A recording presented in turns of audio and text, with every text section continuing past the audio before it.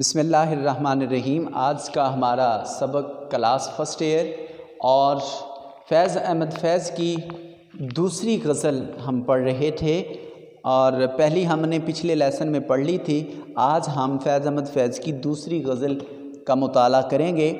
فیض احمد فیض کہتے ہیں کہ کب یاد میں تیرا ساتھ نہیں، کب ہاتھ میں تیرا ہاتھ نہیں، صد شکر کہ اپنی راتوں میں اب ہجر کی کوئی رات نہیں۔ بہت خوبصورت بات کی کہ کب یاد میں تیرا ساتھ نہیں، وہ کون سا ایسا لمحہ گزرا ہے جس لمحے محبوب کی یادیں میری رفیق کار نہ رہی ہوں، وہ کون سا ایسا لمحہ ہے جس لمحے میں محبوب کی یاد میری زندگی کا حصہ نہ بنی ہو، میری زندگی میں میرا اوڑھنا اور بچھونا نہ بنا ہو۔ حقیقت یہ ہے کہ محبوب کی یادیں عاشق کی زندگی کا سرمایہ ہوا کرتی ہیں، جس سرمایے کے بغیر عاشق کبھی زندہ نہیں رہ سکتا۔ وہ عالم خلوت میں ہو یا عالم جلوت میں ہو، وہ محفل میں ہو یا مجمع میں ہو، وہ کسی کے پاس بیٹھا ہو یا الگ بیٹھا ہو، اس کے قلب و ذہن پر محبوب کی یادیں اس قدر حاوی رہتی ہیں کہ اس کو کبھی تنہا نہیں ہونے دیتی۔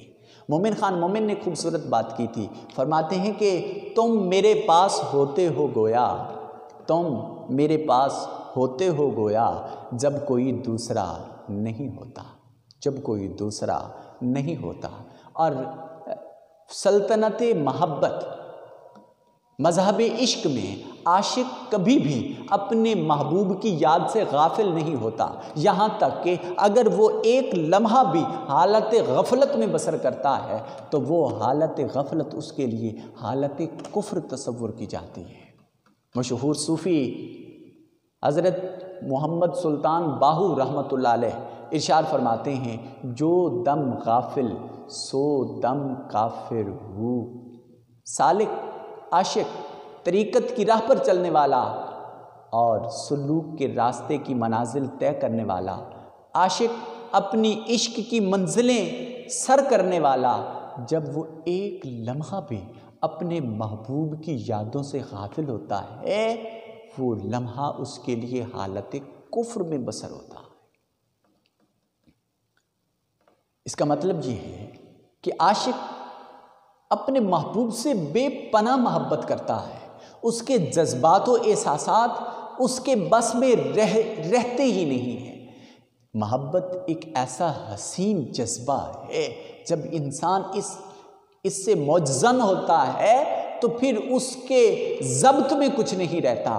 محبوب کی یادیں اس کے دل و دماغ پر اس قدر حاوی رہتی ہیں کہ وہ عاشق سوائے محبوب کو اس کی اداؤں کے، اس کے سراپا کے، اس کی باتوں کے، اس کے ناز و انداز کے سوا اس کی سوچ بچار میں کچھ بھی نہیں آتا۔ وہ ہر لمحہ اپنے محبوب کی یادوں میں خود کو گم رکھتا ہے۔ خیالوں ہی میں اکثر بیٹھے بیٹھے، خیالوں ہی میں اکثر بیٹھے بیٹھے بسا لیتا ہوں ایک دنیا سہانی۔ وہ الہتا بیٹھے محبوب کو خیالات کے ذریعے اپنے ساتھ شریک رکھتا ہے۔ یہاں لفظ تیرا، اس سے مراد وطن کی محبت بھی ہو سکتی ہے، اور وہ اس وجہ سے کہ فیض احمد فیض سوشلسٹ انقلابی خیالات رکھتے تھے۔ راولپنڈی سازش کیس میں مجرم بھی ٹھہرائے گئے تھے، قید و بند اور جلا وطنی کی صعوبتیں بھی برداشت کی۔ اب جب جلا وطن ہوئے تو وطن کی محبت انسان کی سرشت میں شامل ہے۔ وہ بیٹھے قید و بند کی تکلیفوں میں سے گزرتے ہوئے ہر لمحہ اپنے وطن کی یادوں سے اپنے دل کو معمور رکھتے ہیں۔ ان کا محبوب کوئی حصی اور خارجی بھی ہو سکتا ہے، مگر ایک انداز میں ان کا یہ محبوب ان کا وطن ہے۔ وہ وطن کی مٹی، وطن کی فضائیں، وطن کی خوبصورتیاں ان کو قید و بند میں بھی نہیں بھول رہی، اور وہ وطن سے محبت کا اس انداز میں اظہار کر رہے ہیں کہ کوئی لمحہ وطن کی محبت کے سوا نہیں بسر ہو رہا، ایک لمحہ بھی اس محبت سے غافل نہیں ہو رہا۔ اللہ کے حضور اسی امر پر سجدہ شکر بجا لاتا ہوں کہ اس نے جس سے مجھے منسوب کر دیا ہے، جس سے میری نسبت قائم کر دی ہے، اس کی یادوں میں زندگی بسر کرنے کی جستجو بھی عطا کی ہے۔ بس اسی خیال میں وہ اللہ کے حضور سجدہ شکر بھی بجا لاتے ہیں۔ دوسرا شعر ہے، فیض احمد فیض کہتے ہیں، مشکل ہیں اگر حالات وہاں، دل بے جائیں جاں دے آئیں، دل والوں کوچے جانا میں کیا ایسے بھی حالات نہیں۔ مشکل حالات میں جان و دل قربان کرنے کا عزم رکھنا، یہ سچے عاشق کی نشانی ہوتی ہے۔ درست اور سازگار حالات میں تو ہر کوئی ساتھ دیتا ہے، حقیقی محبت، حقیقی انس، حقیقی لگاؤ، اس کا اظہار، اس کا پتہ، اس کا کھوج، اس کا سراغ تبھی لگتا ہے جب اس پر مشکل وقت آئیں۔ تو فیض احمد فیض کہتے ہیں کہ اس مشکل گھڑی میں بھی، جب کہ ملک غداروں کے ہاتھ میں ہے، جب کہ میرا محبوب اس کی گلی کے حالات درست نہیں ہیں، اس لمحے بھی میں سرفروشی کی طاقت رکھتا ہوں، میں سرفروشی کا جنون رکھتا ہوں، میں سرفروشی کا جذبہ اور شوق رکھتا ہوں، اب بھی جان و دل اپنے محبوب پر قربان کر سکتا ہوں۔ دیکھیے، عاشق کا محبوب کی گلی میں جانا کوئی آسان کام نہیں ہوتا۔ لوگوں کے تانے ہیں، لوگوں کی بہت ساری باتیں ہیں، بہت ساری تہمتیں ہیں، الفاظ کے نشتر ہیں، سبھی کچھ وہ برداشت کرتا ہے، اپنی جان ہتھیلی پر رکھتا ہے، مگر محبوب کی گلی کو اپنی زندگی کا مسکن بناتا ہے اور اپنی زندگی کا نصب العین اور مرکز تصور کرتا ہے، اور اپنے عشق کے ثبوت میں ہر قدم کے امتحان میں کامیاب و کامران ہوتا ہے۔ جگر مراد آبادی کا کہنا ہے کہ عاشق کو تو راستے عشق و محبت میں بہت دشواریوں کا سامنا کرنا پڑتا ہے۔ جو سمجھیے کہ ایک آگ کا سمندر ہے جس میں سے اس نے ڈوب کے غوطہ زن ہو کے ساحل مراد تک پہنچنا۔ جگر مراد آبادی کا کہنا ہے یہ عشق نہیں آسان۔ بس اتنا سمجھ لیجئے، یہ لوگوں میں غلط مشہور ہے، درست شعر یہ ہے کہ یہ عشق نہیں آسان، اتنا ہی سمجھ لیجئے، یہ عشق نہیں آسان، اتنا ہی سمجھ لیجئے، ایک آگ کا دریا ہے اور ڈوب کے جانا ہے۔ دوسرا پہلو یہ ہے کہ ملک اس وقت بڑی مشکلات میں سے گزر رہا ہے، اور اے محبان وطن، تمہیں خواب غفلت میں سویا نہیں رہنا، اب جاگیے اور اپنی یہ جان اپنے وطن پر قربان کر دیجئے، اس لیے کہ تمہارے سراپا میں اللہ نے وطن کی محبت کو مجزن کر دیا ہے۔ تم یہ عہد کرتے تھے کہ ہم وطن کی خاطر اپنا تن من دھن سب کچھ قربان کر دیں گے، اب وقت آ گیا ہے، آپ سروں پر کفن باندھیے اور اپنے وطن کی خاطر دشمن کے سامنے یہ علل اعلان کہیے کہ خون دل دے کے نکھاریں گے رخ برگ گلاب، خون دل دے کے نکھاریں گے رخ برگ گلاب، ہم نے گلشن کے تحفظ کی قسم کھائی ہے، ہم نے گلشن کے تحفظ کی قسم کھائی ہے۔ تیسرا شعر ہے، فیض احمد فیض کہتے ہیں، جس دھج سے کوئی مقتل میں گیا وہ شان سلامت رہتی ہے، یہ جان تو آنی جانی ہے، اس جان کی تو کوئی بات نہیں۔ وہ شخص جو قتل گاہ میں جاتا ہے، عاشق جب اپنے عشق کے امتحان میں موت کو گلے لگاتا ہے نا، وہ لمحہ قابل دید ہوتا ہے، وہ دن تاریخ کے اوراق میں اپنا نام رقم کرواتا ہے، وہ عاشق صادق جو اپنی محبت کی صداقت کی گواہی دیتے ہوئے اپنی جان سے گزر جاتا ہے۔ فیض احمد فیض کا کہنا یہ ہے کہ جب بھی کوئی عاشق، چاہے وہ محب وطن ہے یا وہ محب محبوب ہے، جس طرح کا بھی اس کا عشق ہے، جب وہ اپنے محبوب کے لیے اپنی جان کا نذرانہ پیش کرتا ہے، اس کا وہ ڈھنگ، وہ انداز، وہ اس کی شان و شوکت، اس کی وہ سرفروشی کا عالم اور انداز وہ رہتی دنیا یاد کرتی ہے۔ وہ جان کی پرواہ نہیں کرتا۔ عاشق کبھی بھی اپنی جان کی پرواہ نہیں کرتے، وہ موت کی آنکھوں میں آنکھیں ڈال کر بات کرتے ہیں، اور کبھی بھی وہ اس راستے کو آسان تصور ہی نہیں کرتے۔ راہ عشق میں زندگی قربان کرنا ہی ان کی زندگیوں کا ماحصل ہوتا ہے۔ ہنستا ہوا ایک شخص گیا دار کی جانب، ہنستا ہوا ایک شخص گیا دار کی جانب، حیران کھڑی خلق خدا دیکھ رہی تھی۔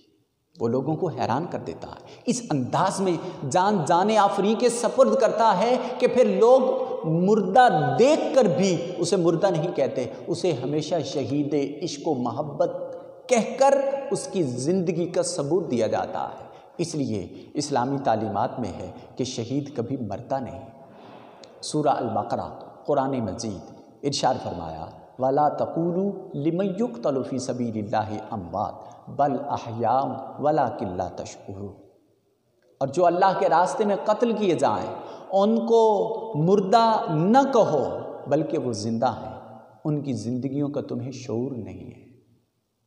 ایک اور جگہ قرآن مجید میں ہے وَلَا تَحْسَبَنَّ الَّذِينَ قُتِلُوا فِي سَبِيلِ اللَّهِ أَمْوَاتٌ بَلْ أَحْيَاءٌ عِندَ رَبِّهِمْ يُرْزَقُونَ، جو اللہ کے راستے میں قتل کیے جائیں ان کو مردہ گمان تک نہ کرو بلکہ وہ زندہ ہیں اور ان کو اپنے رب کے ہاں رزق دیا جاتا ہے۔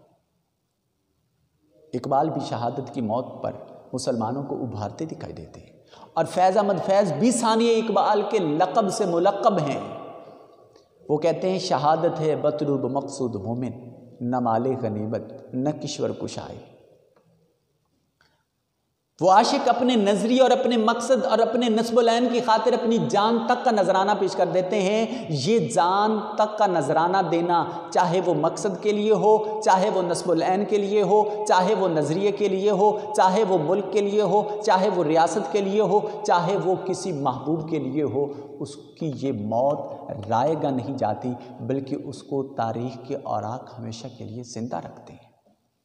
یہ جان تو فانی ہے، یہ تو کبھی بھی ختم ہو سکتی ہے۔ تو گویا فیض احمد فیض کی تعلیمات یہ ہیں کہ جان حقیقی وہی ہے جس کو ملکی سرحدوں کی خاطر، اپنے نسب العین کی خاطر، اپنے نظریے کی خاطر، اپنی قوم کی خاطر، اپنے مذہب کی خاطر، اپنی قوم اور ملت کے دفاع کی خاطر جو قربان کر جاتا ہے، حقیقت میں اس شخص کو تاریخ کے اوراق میں زندہ رکھا جاتا ہے۔ چوتھا شعر ہے، کہتے ہیں کہ میدان وفا دربار نہیں، یا نام و نسب کی پوچھ کہاں، عاشق تو کسی کا نام نہیں، کچھ عشق کسی کی ذات نہیں۔ میدان وفا میں کبھی بھی نام نہیں چلتے، وہاں کام چلا کرتے ہیں۔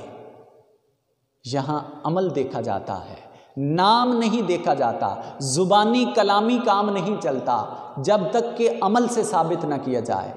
آپ نے دیکھا تاریخ کے اوراق میں حضرت بلال حبشی رضی اللہ تعالیٰ عنہ رنگ کے کالے ہیں مگر عشق رسول سے اس قدر معجزن ہیں کہ ان کا آقا امیہ ان پر کون سا ایسا ظلم ہے جو نہیں ڈھاتا، ان کو ہر آئے دن نئے ظلم کی مشق میں سے گزارا جاتا ہے، دہتے آگ کے انگاروں پر ان کو لٹایا جاتا ہے اور ان کے ہاتھوں اور پاؤں میں لوہے کی سلاخوں کو گاڑا جاتا ہے، ان کی چھاتی پر بھاری پتھر رکھا جاتا ہے، مگر قربان جاؤں وفا ایسی کرتے ہیں کہ ایسی حالات میں، اتنے ناگزیر حالات میں جب جان اور زندگی اور موت کی کشمکش میں ہیں، پھر بھی وہ اپنے محبوب کا نام زبان پر رکھے ہوئے ہیں، عہد کی آوازیں نکالتے ہیں، وہ اپنے محبوب کے نام کی تسبیح کرتے دکھائی دیتے ہیں۔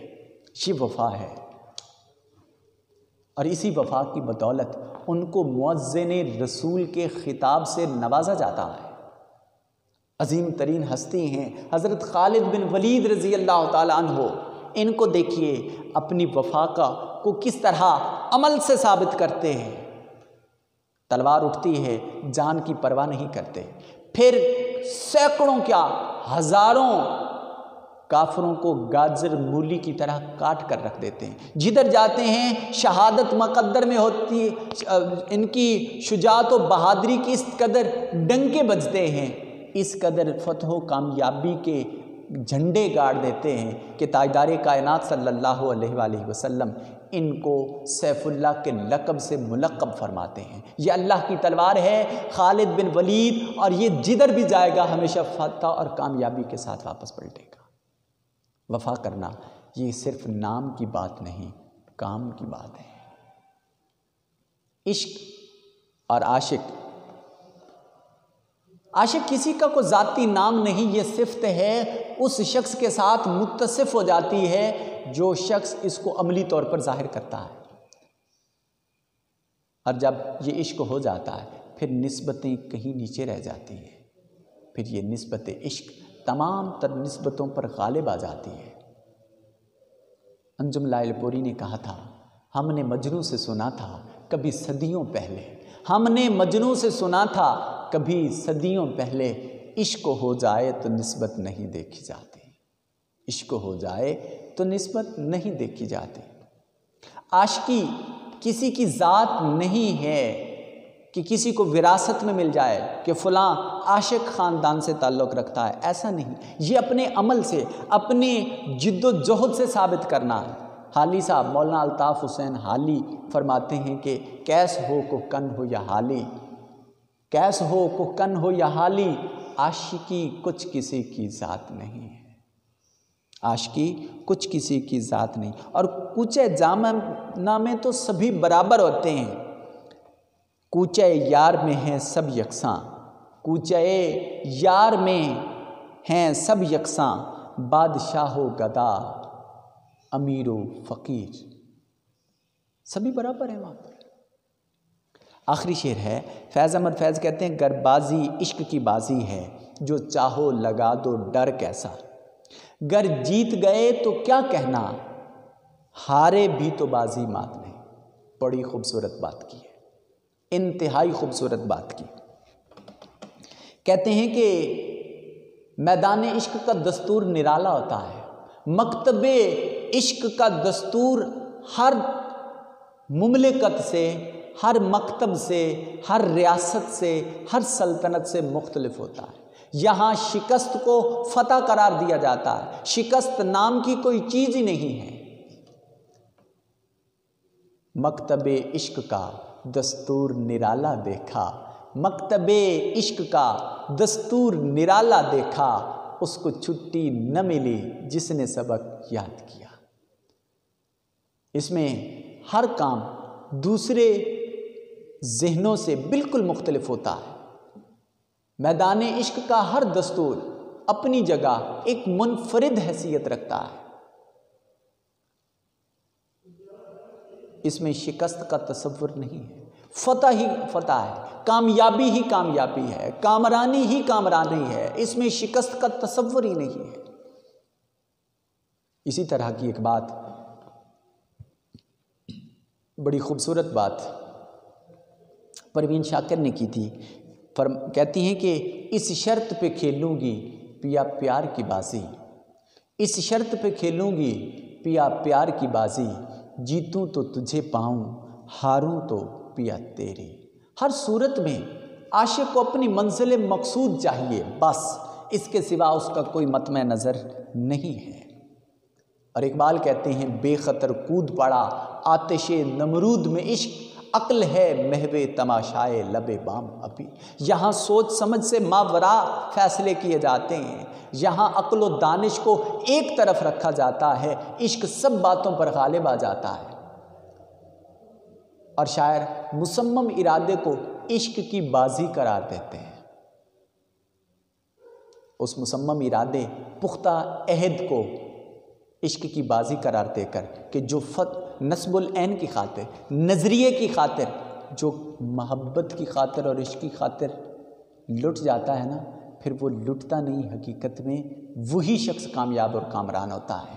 دل ٹوٹ بھی جائے تو محبت نہیں مٹتی، دل ٹوٹ بھی جائے تو محبت نہیں مٹتی. اس راہ میں لٹ کر بھی خسارہ نہیں ہوتا، اس راہ میں لٹ کر بھی خسارہ نہیں ہوتا۔ اللہ ہم سب کا حامی و ناصر ہو۔ والسلام علیکم ورحمۃ اللہ وبرکاتہ۔